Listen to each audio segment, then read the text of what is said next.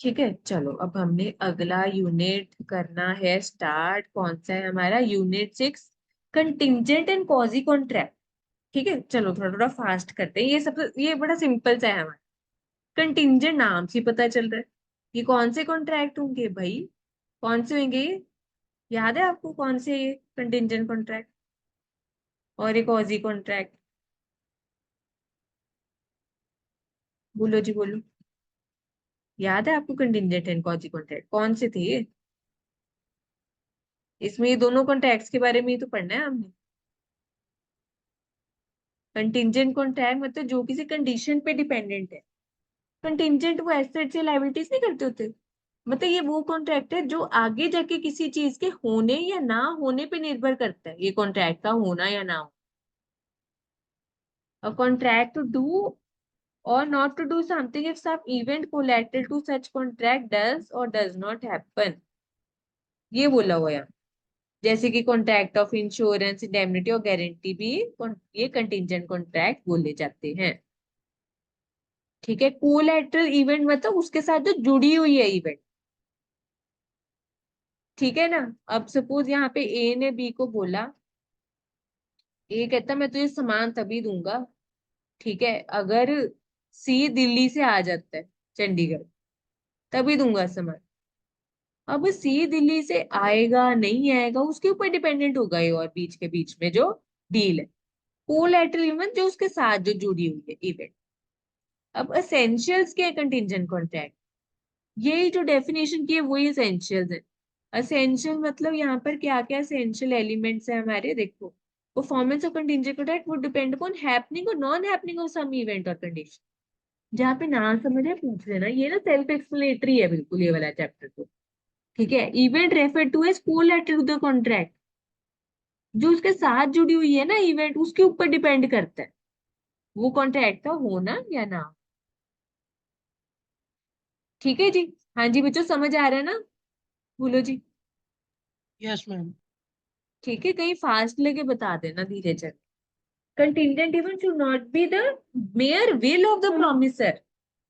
अच्छा मेरे को एक बात बताओ, जैसे ए ने बोला बी को मैं तुझे तभी सामान दूंगा अगर सी दिल्ली से आएगा, तो ये सिर्फ ए की जो प्रोमिसर है जो प्रॉमिस कर रहा है, सिर्फ इसकी मर्जी पे डिपेंडेंट होगा सारा कुछ आगे का क्या?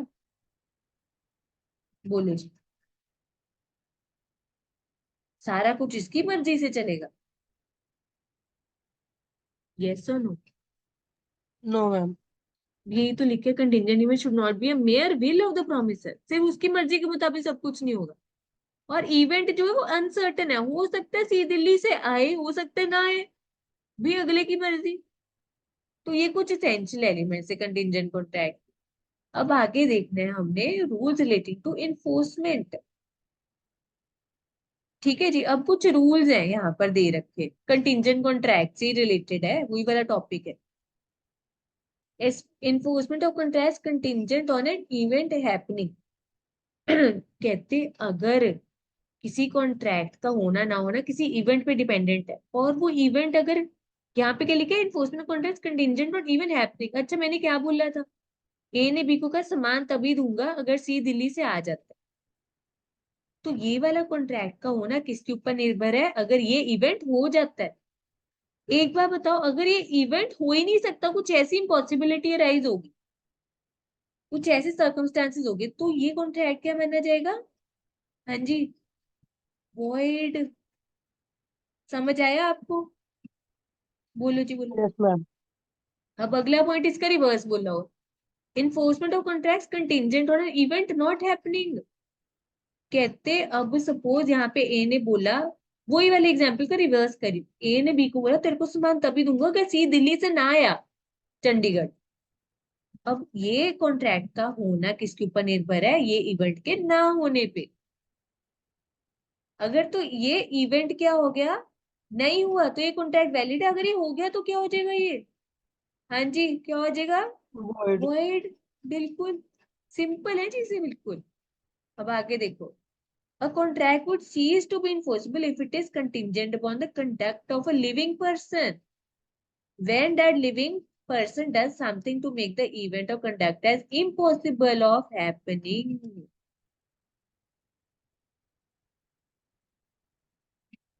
हाँ जी, कहते हैं अगर किसी चीज का होना ना होना किसके ऊपर निर्भर करता है, किसी बंदे की बिहेवियर से। ठीक है, उस जो वो चीजें कर रहा है, पर कुछ ऐसा हो गया कि अब वो इम्पॉसिबल ही है होना।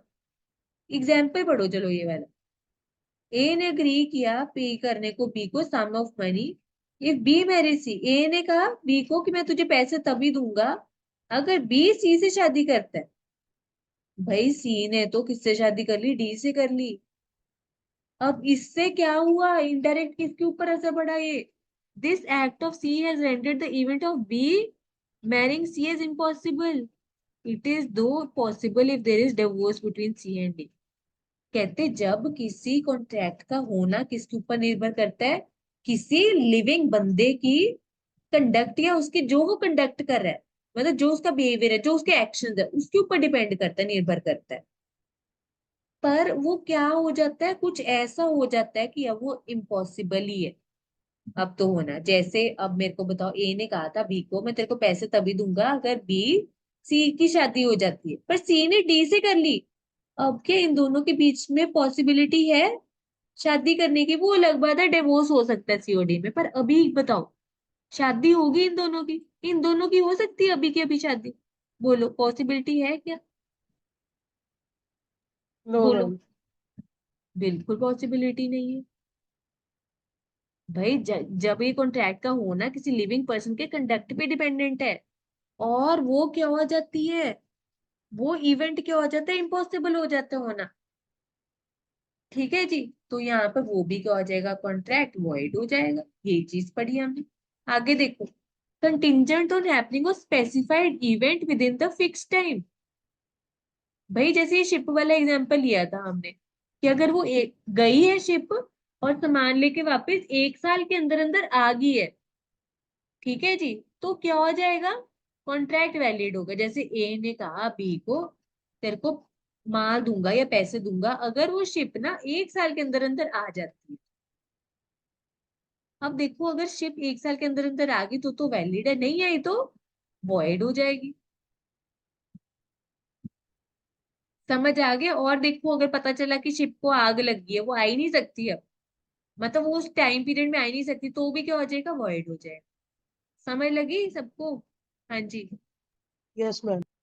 आगे लिखे contingent on specified event not happening with in fix time. कहते अब ए ने बी को बोला, ठीक है जी, कि अगर वो शिप 1 साल के अंदर नहीं आनी चाहिए, बाद में आनी चाहिए, तब मैं आपको ये सामान दूंगा और ये पैसे दूंगा। अगर तू 1 साल के अंदर अंदर आ गई तो कॉन्ट्रैक्ट क्या हो जाएगा, वॉइड। अगर 1 साल के बाद ही तो क्या हो जाएगा, वैलिड। समझ आया? ये उल्टा पुल्टा रिवर्स करके पॉइंट्स बनाए हुए हैं ये जो 4 5 है। हाँ जी, शशि, लक्षित, अभिनव, लक्ष्य, समझ आया? Yes yes ma'am. चलो अब आगे है, contingent on an impossible event. भाई जैसे यहाँ पर क्या लिखा है, A agrees to pay B 1 lakh if sun rises in west next morning. देखो अगर किसी कॉन्ट्रैक्ट का होना किसी इम्पॉसिबल इवेंट पे निर्भर करता है, तो वो कॉन्ट्रैक्ट्स क्यों होंगे भाई, वॉइड। भाई ए कहता बी को 1 लाख रुपए दूंगा अगर अगली सुबह सन ईस्ट से नहीं वेस्ट से उगेगा। आज तक कभी हुआ है जब से हम पैदा हुए? स्कूल में भी यही पढ़ रहे नो थे, ma'am. Sun rises in the east sets in the west, और वो देख भी रहे हैं हम। ठीक है, तो ये बिल्कुल जनरल सी बात है। और इसके बाद हमने ये कौन सा किया था, ये हमने ना कुछ एग्जाम्पल्स किए, एग्जाम्पल ही सच्ची डिफरेंस किए थे। किसके बीच में डिफरेंस, कंटिंजेंट कॉन्ट्रैक्ट और वेजरिंग कॉन्ट्रैक्ट। अच्छा अगर आपको ध्यान हो, कल वाले यूनिट में हमने करा था, पढ़ा था किसके बारे में, वेजरिंग कॉन्ट्रैक्ट के बारे में। और आज किसके बारे में पढ़ लिया, कंटिंजेंट कॉन्ट्रैक्ट के बारे में। ठीक है, तो इनके बीच में कुछ डिफरेंसेस हैं। ठीक है जी, ये पढ़ लोगे अब डिफरेंसेस क्या है इसमें? चलो पढ़ाई देती हूँ, चलो इसको भी फटाफट, क्यों छोड़ना, चलो आओ। मीनिंग ये देखो आज हमने किया है, जो कॉन्ट्रैक्ट जिसका होना ना होना किसी आगे इवेंट पे डिपेंड करता है। और एक अच्छा वेजरिंग में क्या था, वेजरिंग में भी तो यही था ना, पर वेजरिंग में क्या करिए, पार्टी पैसे देने का वादा करिए कि पैसे देंगे अगर वो इवेंट हो जाता। जैसे बारिश वाला एग्जांपल याद है, रेन वाला किया था, कि बारिश हुई तो पैसे मिलेंगे, बारिश नहीं है तो नहीं मिलेंगे पैसे। तो यहाँ पे कॉन्ट्रैक्ट का होना या ना होना निर्भर करता है आगे वाली इवेंट पे, और यहाँ पे पैसे का देना या ना देना आगे वाले इवेंट पे डिपेंड करता है। Reciprocal promises, contingent contract may not contain reciprocal promises. अच्छा, मैंने कहा था ना, ए ने कहा बी को कि मैं तेरे को सामान दूंगा अगर वो चीज हो जाती है। रेसिप्रोकल का मतलब ये भी काम कर रहा है बदले में ये भी कर रहा है। तो कंटीजेंट कॉन्ट्रैक्ट में कुछ ऐसा नहीं है। पर यहाँ पे wagering agreement consist of reciprocal promise. यहाँ पे वेजरिंग में जो जुआ वगैरह खेलते हैं लोग, है ना, बेटिंग लगाते हैं, उसमें दोनों कुछ ना कुछ प्रॉमिस करें एक दूसरे को, देन लेन की बात हो। अनसर्टेन इवेंट, अब यहाँ पे कंटिजेंट कॉन्ट्रैक्ट में इवेंट क्या होता है, अटैच्ड होता है, कोलैटरल होता है। वेजरिंग कॉन्ट्रैक्ट में uncertain event is the core factor. यहाँ पे जो आगे होने वाली जो चीज है, या होनी है या नहीं होनी, वो ये साथ जुड़ी हुई है। अच्छा, और वेजरिंग अग्रीमेंट में क्या होता है, वो जो अनसर्टेन इवेंट है, जो इवेंट का होना ना होना, जैसे वो शिप की बात है, वो मेन फैक्टर है, जैसे रेन है मेन फैक्टर। इधर कंटिजेंट में वो चीज साथ अटैच्ड है but not the only factor. यहाँ पे सिर्फ वही एक फैक्टर। इधर नेचर ऑफ कॉन्ट्रैक्ट या कंटिजेंट कॉन्ट्रैक्ट वेजरिंग नहीं होते, पर वेजरिंग कॉन्ट्रैक्ट कंटिजेंट माने जाते हैं। इंपॉर्टेंट है देखो, interest of contracting parties, contracting parties have interest in the subject matter in contingent contract. अच्छा, कल याद है हमने किया था वो वेजरिंग में कि बारिश हुई तो तेरे को पैसे दूंगा। अच्छा, अगर बारिश हो जाती है तब उनको कुछ लेना देना है? अगर एक्चुअल में बारिश हो जाए तो उनको तो बस पैसों से मतलब है। सब्जेक्ट मैटर जो रेन है उसमें तो कोई इंटरेस्ट नहीं है ना उनका, उनको तो अपना वो प्रॉफिट मोटिव है बस। समझ आ रहा है आपको? तो यहाँ पे होता है सब्जेक्ट मैटर में इंटरेस्ट, इधर नहीं होता। और इधर क्या लिखा है, doctrine of mutuality of loss and gain. Contingent contract is not based on doctrine of mutuality of lose and gain. हाँ जी, और यहाँ पर क्या लिखा है, इसमें तो जीतना हारना, गेनिंग अलोन मैटर, इसका क्या मतलब है बताना जरा। जो सट्टेबाजी होती है, बेटिंग होती है, उसमें मेन मोटिव क्या होता है, मतलब हमें जीतना है, फिर जीत के वो पैसे मिलेंगे, मतलब हारना जीतना ये सब चीज होती है, गेम है एक तरह से। पर कंटिंजेंट कॉन्ट्रैक्ट में सिर्फ इसी के ऊपर बेस्ड कि जीतना ही जीतना है, वो सब यहाँ बैटिंग में वेजरिंग में होती है ना, जुए में, कि जीतना ही जीतना। Effect Yes, of ma'am. Contract, ये वैलिड होते हैं, और ये वेजरिंग वाले हमने कल किए थे, ये क्या होते हैं, वॉइड कहलाए जाते हैं। और अगर आपको ध्यान हो, हमने लिस्ट की थी कि और कौन से कॉन्ट्रैक्ट है जो वेजिंग अग्रीमेंट बोले जाते हैं या जो उनसे नहीं बोले जाते। अगर बोले जाते हैं तो वो भी वॉइड होते हैं, है ना। एक्सेप्शंस भी की थी। समझ आ गया सबको? बोलो जी। Yes, ma'am. ठीक है, चलो जी, अब सेकंड एक पार्ट हो गया इस यूनिट का। अब दूसरे हिस्से पे चल रहे हैं, कॉजी कंटिंजेंट कॉन्ट्रैक्ट का मतलब समझ गया। एसेंशियल, ये देखो, एलिमेंट समझ लिए हमने। फिर उसके बाद हमने कुछ रूल्स पढ़े, ठीक है, ये चीजें की हैं। फिर हमने डिफरेंस देखा कंटिंजेंट और वेजिंग कॉन्ट्रैक्ट का। फिर अब हम क्या करने लगे हैं, कॉजी कॉन्ट्रैक्ट्स। बता सकते हो मतलब इसका?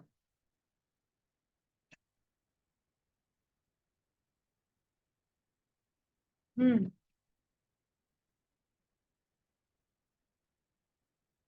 कॉजी कॉन्ट्रैक्ट, हाँ जी बताओ,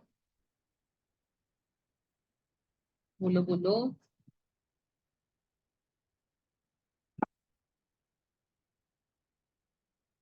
जो भी याद है बताओ बच्चों। मैम जो उनसे कॉन्ट्रैक्ट दिखते हैं और वो होते नहीं लेकिन कॉन्ट्रैक्ट। हाँ, एक्चुअल में मतलब ये कॉन्ट्रैक्ट नहीं थे, पर दिखाई ऐसे दे रहे हैं कि वो एक्चुअल में कॉन्ट्रैक्ट ही है।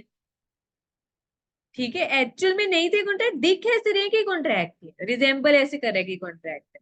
जैसे हमने वो किया नहीं था एग्जाम्पल, जैसे रेलवे स्टेशन पे आप आए, सामान बहुत ढेर सारा था, कार से उतरे, फटाफट वो कूली आते हैं, सामान ले जाते हैं। आप बताओ, मतलब एक ये कॉन्ट्रैक्ट सा नहीं हो गया?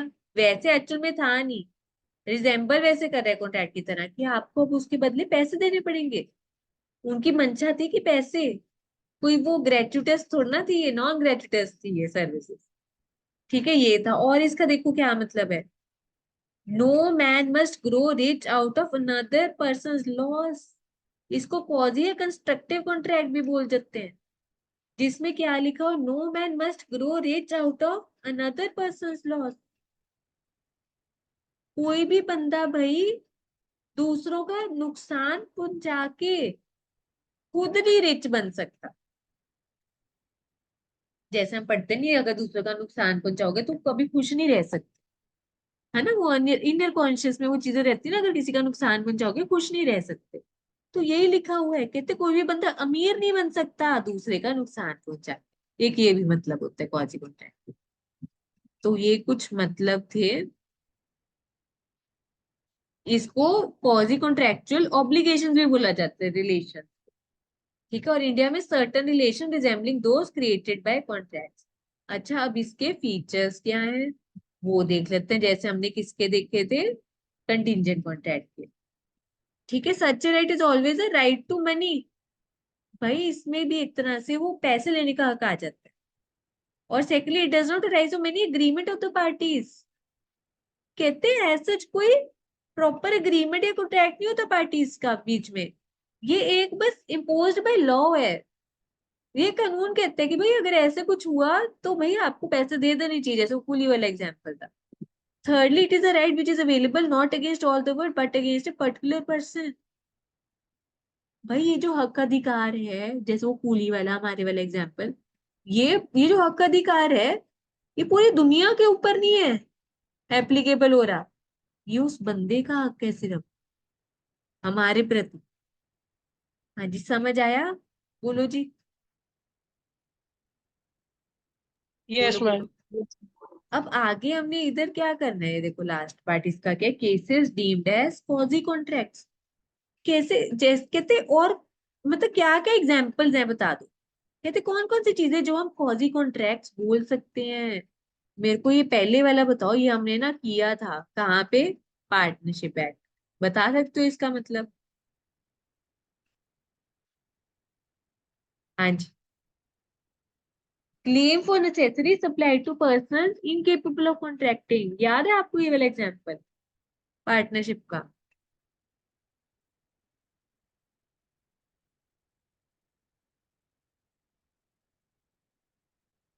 पार्टनरशिप में नहीं पढ़ा था हमने कि माइनर क्या है, पार्टनर नहीं बन सकता, can be admitted to benefits of partnership, पर अगर वो कुछ सामान लेता है। ठीक है, और हमने वहां पे भी तो पढ़ा था, बहुत सारे चैप्टर्स में पढ़ा था ये, कि अगर कुछ सामान वो लेता है जो उसकी जरूरत की चीज है, नेसेसरीज ऑफ हिज लाइफ है, जो बहुत जरूरी चीजें हैं उसकी लाइफ की, भाई अगर वो खरीदता है, वो एक तो अपने मम्मी पापा या गार्डियन को नहीं उसके लिए जिम्मेदार ठहरा सकता, लायबल नहीं ठहरा सकता। दूसरा, वो पैसे भरेगा पर उसकी पर्सनल लायबिलिटी नहीं होगी, उसके एसेट से रिकवर करा जा सकता। समझ आया आपको ये चीज? यस ये वही मैम। लिखा हुआ है, माइनर वाला ही है ये, उसकी प्रॉपर्टी से रिकवर कर लिया जाएगा। तो भाई अगर कोई माइनर सामान लेता है, ठीक है जी, तो यहाँ पर क्या बन जाता है, एक कॉजी कॉन्ट्रैक्ट बन जाता है कि उसको देना है। ठीक है, ये हो गया। आगे, पेमेंट बाय इंटरेस्टेड पर्सन। ये देखो हमने ना इसमें वो घर वाला के एग्जाम्पल किया था, अगर आपको याद। ये देखो, ये इस डेफिनेशन से नहीं एग्जैक्ट समझेगा, यहाँ पे देखो, B holds land in Bengal on a lease granted by A. B के पास जमीन है जो कि ए ने उसको किराए पर दी हुई है। ठीक है, the revenue payable by A to government being in arrear his land is advertised for sale by government. A के पास जमीन थी, उसने रेंट पे किसको दे दी, बी को। ठीक है जी, और देखो ये जो रेंट पे तो दे दी, पर ये लैंड के ऊपर ना देखो हमारे को टैक्स जमा कराना पड़ता है सरकार को, और उसने जमा नहीं कराया। तो सरकार ने क्या डिसीजन लिया कि इसकी एडवर्टीजमेंट निकलवा दी और सेल कर देंगे, इसको सेल करके पैसा रिकवर कर लेंगे। Under revenue law, consequence of the sale will be the annulment of B's lease. अच्छा, अब यहाँ पे इस लैंड पे जितना भी टैक्स बनता था, अगर वो ए नहीं पे कर रहा, तो सरकार कहती है हम क्या करेंगे, एडवर्टीजमेंट निकलवा के अखबारों में इसको बेच देंगे। अच्छा, सेल का क्या असर होगा बी, यहाँ पर बी के ऊपर, बी के ऊपर क्या असर होगा? बोलो बोलो। बी के ऊपर क्या असर होगा इस चीज का? हाँ जी बताओ जी।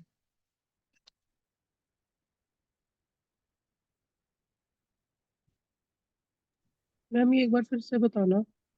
मैंने कहा ए ने किराए पे दे दी अपनी जमीन बी को, और उस जमीन पे ना कुछ टैक्स भी बनता था सरकार को देने के लिए, पर वो ए ने दिया नहीं।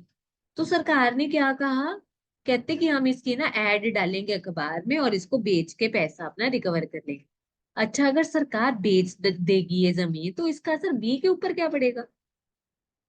बोलो बोलो जी बोलो, इसका असर क्या पड़ेगा बी के ऊपर? मैम एक तो जो बी ने रेंट वगैरह दिया होगा वो वेस्ट हो जाएगा, उसका दिया हुआ। भी जमीन ही नहीं रहेगी उसके पास, यस मैम। जमीन ही नहीं रहेगी। तो फिर बी ने क्या किया, उसको सेल को रोकने के लिए वो क्या कर सकते हैं, मेरे को बताओ। ये बी सेल को खुद रोक, पे कर सकता है वो जो टैक्स होगा, और फिर बाद में बिल्कुल, इसे ले सकता है। हाँ यही बोला है इसने। तो उसने क्या किया, उसने खुद पैसा भर दिया सरकार को। अब ये पूछ रहे हैं जो बी ने पैसा दिया टैक्स का, किसको, सरकार को, क्या ये पैसा रिकवर कर सकता है ए से, ये बोला। बोलो जी, कर सकते हैं नहीं? Yes ma'am. बिल्कुल कर सकता है, कर ये लिखा सकता है है मैम। पेम। तो ये एक तरह से कॉजी कॉन्ट्रैक्ट हो गया। भाई यहाँ पे ए और बी के बीच में कोई ऐसा कॉन्ट्रैक्ट नहीं था कि अगर बी करता है सरकार को पे टैक्स, हुए उसको दे देगा, ऐसा कुछ नहीं था। पर ये कौन सी पार्टी, इंटरेस्टेड पार्टी थी, इसका इंटरेस्ट था इस ट्रांजेक्शन में। भाई अगर सेल हो जाती तो ये क्या करता,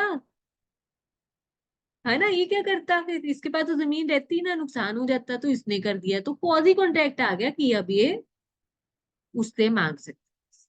ठीक है, तो एग्जाम्पल से समझो, बहुत इजी हो जाएगा। अच्छा आगे क्या लिखे, obligation of person enjoying benefits of non gratuitous act, फिर है responsibility of finder of goods. ठीक है जी, फिर आगे क्या गया, मनी पेड बाय मिस्टेक और अंडर कोएज। ये दो तीन पॉइंट्स रह गए बस हमारे। हाँ जी चलो, इस पे आओ। पहले पॉइंट पे क्या लिखे, कहते ये भी कॉजी कॉन्ट्रैक्ट है, obligation of person enjoying benefits of non gratuitous act. इसका मतलब, ये एग्जाम्पल ही पढ़ो देखो। ए था, सामान बेचना था, ठीक है, ए ने ट्रेड्स में लीव्स गुड्स एट बीज हाउस बाय मिस्टेक। जैसे वो डिलीवरी बॉय नहीं होते, हमारी जगह दूसरे घर में दे गए सामान। तो यहाँ पर क्या हुआ, बी के घर रख गए गलती से, B treats the goods at his own, he is bound to pay. ये देखो ना, वो फ्लिपकार्ट वाले आए सामान देने, मैंने ऑर्डर किया था मेरे घर पे की जगह उन्होंने शशि के घर पे दे दिया। क्या था सामान में, वो ना मेकअप किट थी, मैंने ऑर्डर की, मेकअप का सामान था उसमें, लिपस्टिक एंड ऑल वो सब था, है ना। तो मेरी जगह पे फ्लिपकार्ट वाला किसके पास चला गया, नहीं नेबर थी, पड़ोसन थी, शशि के घर चला गया। अब शशि ने क्या किया, ये जो मेरा था ना फ्लिपकार्ट वाला ऑर्डर, ठीक है जी, अब इसने ना खोला, देखा इतनी अच्छी अच्छी लिपस्टिक्स हैं, इसने खुद अप्लाई कर ली, क्रीम्स वगैरह यूज करी, सब कर लिया। अब आप बताओ, जब मुझे पता चलेगा तो क्या मैं पैसे मांग सकती हूँ शशि से? बोलो जी। Yes ma'am. या तो उसने, या तो शशि ने यूज ना किया हो, बिल्कुल पैक्ड है अभी, तो या तो ये वापस कर देगी, अगर ये वापस नहीं करेगी तो पैसे भरने पड़े, या सामान वापस दे दे पूरा एज इट इज, या पैसे वापस दे दे। तो ये अब देखो, पढ़ो line, obligation of person enjoying benefits of non gratuitous act. Non gratuitous act का मतलब,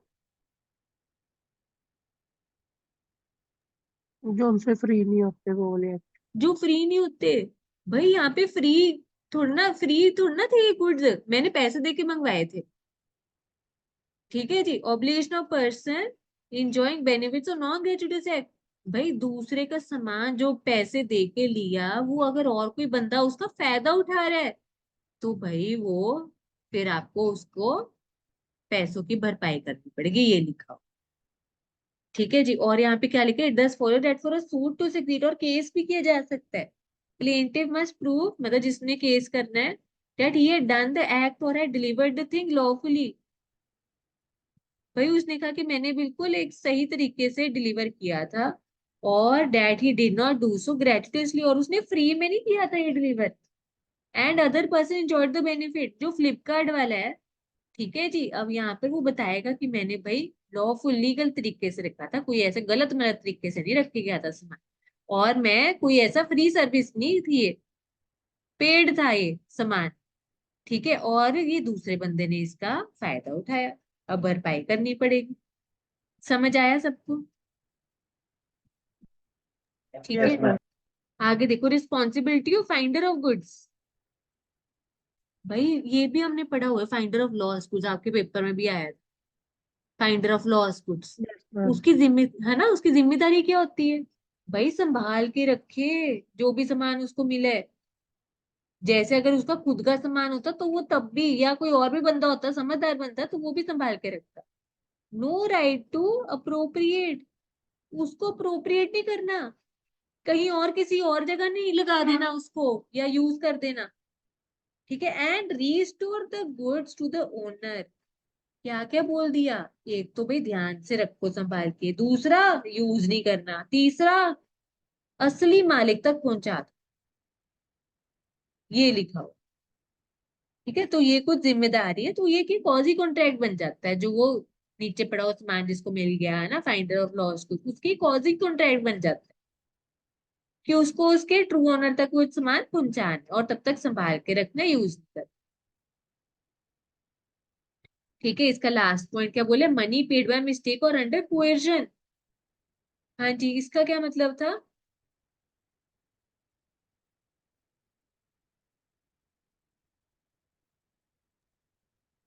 ये अगर पैसे या तो गलती से दे दियो या अगर उससे जबरदस्ती कुछ करके निकलवाए हो तो हाँ हाँ, बिल्कुल। वापसी देनी चाहिए। हाँ, वो हमने कल पढ़े थे ना वो पॉइंट्स, कि वो कोएर्जन, जोर जबरदस्ती, गन पॉइंट पे गन यहाँ रख के, या चाकू दिखा के, है ना, या मतलब, या डरा धमका के, थ्रेट वॉयलेंस करके, या गलती से। ठीक है, मतलब कोई भी चीज हो सकती है, डरा धमका के या गलती से आपने पे कर दिया किसी को पैसा, तो आपका पूरा हक है वो पैसा वापस में।